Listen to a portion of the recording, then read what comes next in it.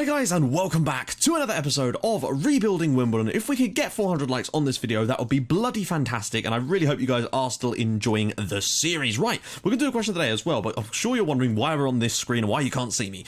Two reasons. Firstly, I decided that since we're in the FA Cup draw, and yes, we did get to the third round, because if you didn't see, we were playing FC Halifax, and of course we beat them, and I can, that's not really much of a stretch to assume, so I don't really feel that's a spoiler, but there you go. So we are in the third round. I thought I'd do the third round draw, just in case we got anyone massive, basically. So I'm going to start the draw now, actually, just because there's a lot of teams to pull out of the hat, so I might speed it up, particularly after we're actually drawn out, because it's kind of important, but I can go through a couple of things while that is going to be the case. The question of the day today is this: do you watch American football?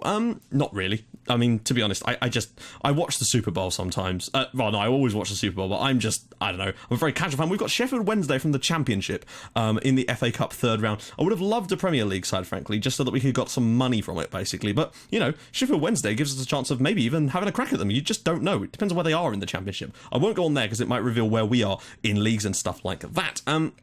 But yeah, I also want to ask anyone if you've actually tried this tactic out, because I showed you guys everything about it on Monday, I believe, and I wanted to know if anyone's actually tried this tactic, and if so, what kind of results have you kind of been getting with it, and has it been as successful for you as it has for me? And of course, has anyone tried it with the defensive winger that I've been using as well? Because I've never had a couple of seasons like this on FM, ever, I don't think. I was expecting a real struggle with Wimbledon, but once we got that tactic right, we've just been rocketing, and it's almost... It's ridiculous how far we've been going this year, but yeah, so there you go. Anyway, guys, I will join you guys in a sec and enjoy some highlights, of course, of the games we've played this month, including the FC Halifax game, which you now already know we won, but there you go. And I'll join you guys in a sec for the home game against Dagenham and Redbridge. There's not been many league games so far this year in this episode, so this will be a good one to get some form back, basically. I'll see you guys in a sec. Scores: Burton Albion 0, Wimbledon 1, Jake Reeves with the goal. The change we made was to go for longer passing to get it over their backline, and it's worked. Taylor's ball in. Oh, that's lovely stuff there, and it's put in the back of the net by Bevan. Burton Albion 1, Wimbledon 1. They were offering nothing in this game, frankly, and there they go. They've got an equaliser. Can he get around the corner for Loveridge? Loveridge is in there, and it is Burton Albion 1, Wimbledon 2, James Loveridge, and we are going back up to where we were. Whips it across, Rigg brings it down. Great strike from Sean Rigg, and it is now Burton Albion 1, bottom of the table, Burton Albion 1, Wimbledon 3, and a good win away at the bottom club. Does well for confidence. There we go, guys. Burton 1, Wimbledon 3, another good win, admittedly against the bottom side, but still, a win's a win's a win.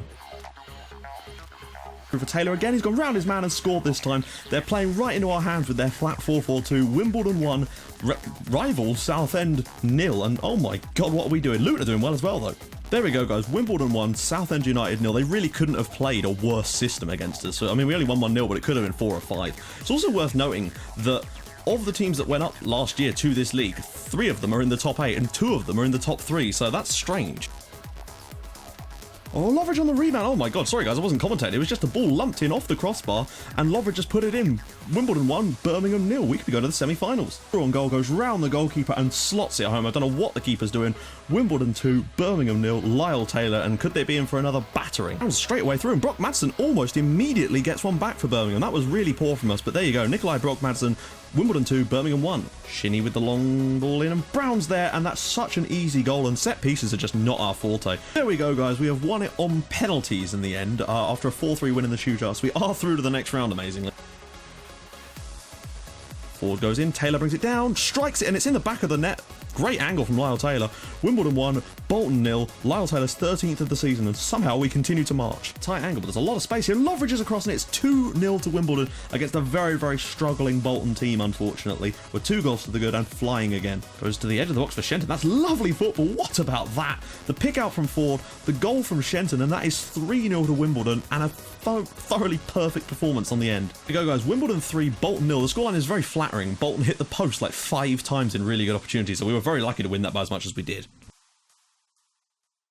Taylor's in there, Taylor scores, and it is 1-0 to Wimbledon here at FC Halifax. Lyle Taylor with the goal, and we could be into the hat for the third round if we win this. And again, a beautiful pass forward, this time is in. Ball across, Loveridge can't do it the first time, but he does at the second attempt. 2-0 to Wimbledon. What a cross that was from Ford. There we go, Halifax 0, Wimbledon 2 rather, and a solid through to the next round of the FA Cup. Oh, good lord. Oh, for the love of Jesus. It's ricocheted through. And League 2 Portsmouth have the lead against us. Admittedly, it's a weakened team, but that's still a bit of a terrible mistake to make there, guys. Really, it is. Across the box, he can. Loveridge is in there. Loveridge on the rebound, and it is now 1-1, and that's a thoroughly deserved equaliser from us, really. The sort of rotated squad is doing a good job here. Cleared away. Morsey's brought it down, and it's in the back of the net from Pompey. They've had 2 shots on target and they've scored them both. I mean, that's clinical from them, really, it is. We need to be doing better than this, guys. Back for Fuller, whips it across. Loveridge is in there. Can he score? He does. It's 2-2 with 2 minutes to go. James Loveridge scores his 17th goal of the season. He's on fire lately. There we go, guys. We've won again on penalties, this time against League 2 Portsmouth, and we're through to the next round. Right, guys, we're back, and as you can see, we're second in the league. I just do not know. I mean, Barnsley finally lost a game, which is something, I suppose. I just don't know. It's just been such a bizarre season. It sort of started off pretty damn well, and it just seemed to get better once we hit our stride. And we've come close to some poorer results this month, I have to say. Although, actually, when you look at it, we've won every single bloody game. I only just noticed that. Admittedly, we have had some cup games in there, so it doesn't really give a fair reflection, but we've been really solid with the Greens lately, and it's been fantastic. So, games we played. So, obviously, Burton was a comfortable one, as you would expect. Southend, they just played right in our hands. They played a 4-4-2, and we destroyed them. And that's the problem. I didn't even have to look at the Pro Zone stats in that game, because I just knew that we were going to win it. And, frankly, we could have maybe even conceded late on against them, which was a bit disappointing.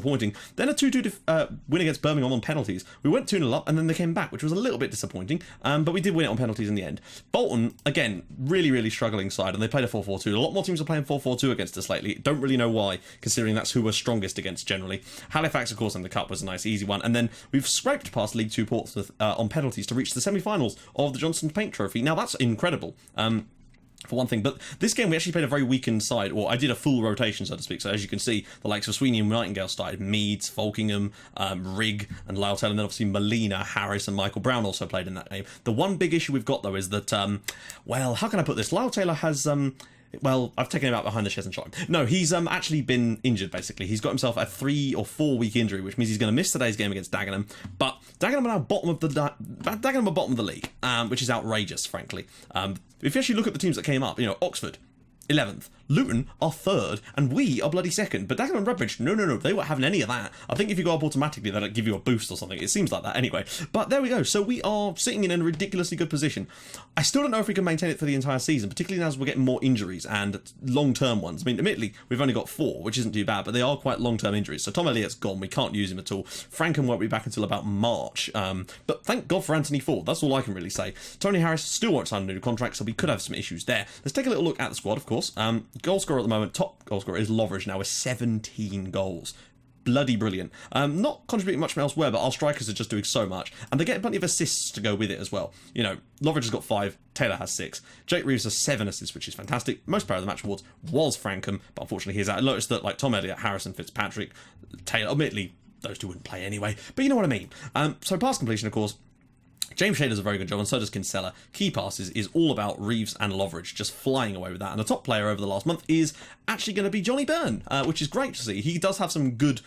He does do some good things. He wins a lot of tackles, and frankly, often he has games where his pass completion is through the roof. Today, not so much, it would seem, on average, but he's still a very good player, so I'm very, very pleased with his work. Something I've been noticing as well is... Oh, hello. I thought they were going to play 4-4-2, or is it that they're weak against 4-4-2? I think maybe that they're weak against 4-4-2, which is what we're playing. So Taylor out, unfortunately. Loveridge and Rigg are going to have to come in. If you look at some of the areas that we've got, look at this. They're unconvincing in these roles, and we're playing this well. I wonder what it'd be like if we could have, obviously, Taylor playing as an advanced forward, and then a really good deep-lying forward. That's where I'm really going to be looking for in the summer, basically, is to find a deep-lying forward, or either a youngster or a loanee, basically, that can play in that role and be absolutely phenomenal for us. Because I feel like if we could get that, I tell you who we need. We need Mohamed Otto. Is it Otto? Or Mahatma Otto from my Red Star save. He was probably the best deep line forward I've ever used. He used to get like 17, 18 assists in a season from striker, basically, which is just outrageous. And so let's get into this one, basically. We're the home team against Dagenham and Redbridge. We've beaten them home and away last year with this tactic, and now we're a lot better than they are, clearly. So I feel like we should be able to win this one. And given what's going on elsewhere, who knows? I really cannot fathom how well this season's gone so far. Sod's Law, our brilliant unbeaten run, is now going to come to an end in today's game. Barcham with the corner. Rigg's header comes back for Loveridge. Pulls it back, maybe, hopefully. Riggs in there, and it's saved. Riggs in there again, and it's saved. Cleared away, but the perfect start from Wimbledon here would be to get a goal. Obviously, yeah, that's what I'm hoping for. Let's just get a goal, shall we? Let's just do that. Possession is looking fantastic. Everything is looking fantastic. Everything is brilliant. Everything is awesome, to quote some Lego people. Anyway, so Jake Reeves is on 76. Well, we're getting a lot from these sort of deep areas. Oh, that's poor. Why have we got nobody up here at all? What is going on here? If they score from there, what is going on? That was really weird. We had a throw in the other end of the pitch, and for some reason we had nobody in our own half. That's dangerous. In fact, I believe that might have been what cost us when we played... Who was it? When we played someone like this. There we go. So we've got players back now. What's going on? I don't know what happened there. Loveridge back to Fuller. Could slip this inside, and Ford will get into the box. Or he should have anyway. Goes for Reeves, maybe a long ranger. Wins it back for Ford. Oh, this is tight area stuff here. Fuller's done well to keep it there, and it's going to roll to Shenton. Can he slip it through? Oh! Daddy, what a strike that is from Oliver Shenton. Wimbledon 1, Dagenham and Redbridge 0, and we're actually only a point off the top if we win this game. Hang on, are Barnsley not playing, or are they just not doing very well again? They finally lost their first game, which was surprisingly, I think surprisingly, yeah, well, I say surprising, it was against Coventry. What about this, though, from a strike from Oliver Shenton? Runs onto it, takes a touch, and absolutely unleashes one through the mud there. And it is 1-0 to Wimbledon in what can only be described as, I bet their skin is going to be lovely after this game. It's 1-0 to Wimbledon, and Dagenham and Redbridge, the bottom club, fall behind against us, as you would kind of expect. Fuller now. Ball in again. Rig. Wow. I just don't know. I've yet to figure out why this tactic works so well, but I think it's the intensity. It really is. It has to be. We're just so intense with the play. The pressing, it's almost, no, it's not a Jagen press or whatever, but it's good. It works. We're doing well. We're countering, and we're pressing quite high a lot of the time, which actually is kind of similar to that, but obviously not that similar. This is our own style. Ford now to Reeves. If we could get a second goal before half-time, that would really kill this off. As much as Shenton's goal was good, it wasn't really a symptomatic of a good play, and Loveridge is in there this time. That's more like it. That's more like the sort of play we like. Low crosses are OP this year, guys. If you're thinking about making a tactic, and you've got players that particularly aren't great in the air, go for those low crosses. Pacey wingers, low crosses, Anthony Ford with the ball in. Loveridge makes the run across the near post, and a lovely little glancing finish to get his 18th goal of the season. If he doesn't get 30 this year, I won't say I'll eat my hat, because for a start I don't own any hats because my head is too big for the hats. That's not a joke. My head genuinely doesn't fit in most hats. It's because my hair is so damn fluffy. Anyway, let's see. Right, we're going to come up to half time. We're actually going to be moving 4 points clear. Well, no, I'm going to tell them they're doing well, because they are. I feel like Neil Cox can be a bit of a hard ass sometime with these sort of things. He doesn't like to give a lot of credit to the players when they're doing well. Also, just as a side note, I can't show you, that's a shame. The picture that Neil Cox has, actually I might be able to show you here. Look at this. Look how bloody happy he looks. I mean, he looks like he's on crack. Well, not that the cracks makes you happy. Don't do drugs, kids. Moving on. So, I don't even know what to say, really. We're 2-0 up against Dagenham and Redbridge. All is well. I could just sit back in my chair and relax. So, how is everybody? This is actually a surprisingly... I don't know. I'm running out of things to say at this point because it has just been such a great month, and the way we're playing lately is incredible. Shenton and Reeves have formed an incredibly cohesive partnership in the middle of the pitch. We may not have had that many shots today, but we've scored 2 of them, and that's all that really matters. Is anyone doing anything for them that even requires my attention, frankly? Because I've not seen any... Jodie Jones, that sounds like a model. I mean, that may as well be a model. Let's see. Right, let's make some substitutions. I'm bored. Let's make some substitutions. Reeves. But no, seriously, earlier in the episode, I did talk about how, has anyone else tried this system? I'd be very interested to see, your actual records, if you could, Yazoo it or something, because I just want to see, maybe before and after, to see if it has actually had the same effect that I think it might have done, because I'm just flabbergasted by how well it's worked, frankly. But that's what I mean. And it's I think the reason that I didn't have this sort of success when I was doing Portsmouth is probably because I'm actually going to get Michael Brown up top here.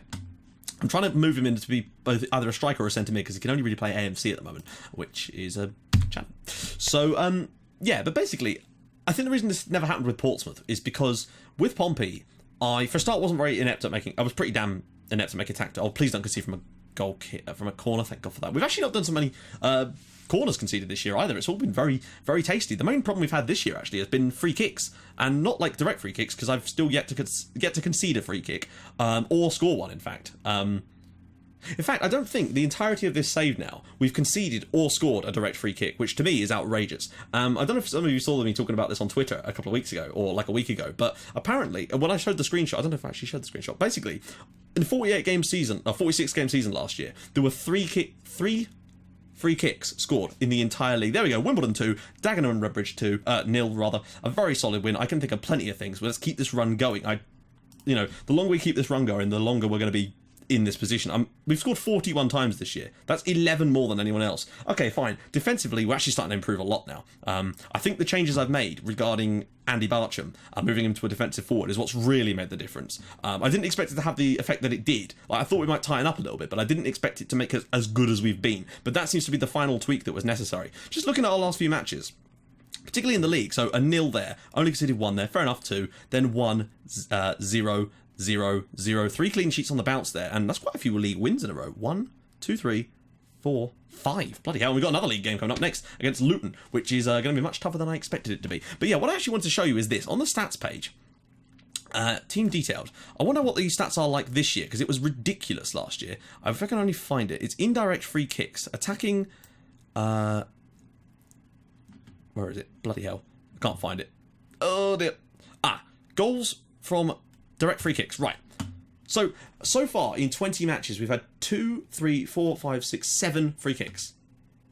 7 free kicks scored in 20 matches across the entire division. It seems very low. See if the championship's like that. See, the championship's much higher. It seems that the leagues you're playing in seem to have a very low conversion rate of free kicks. Let's see what League 2's like.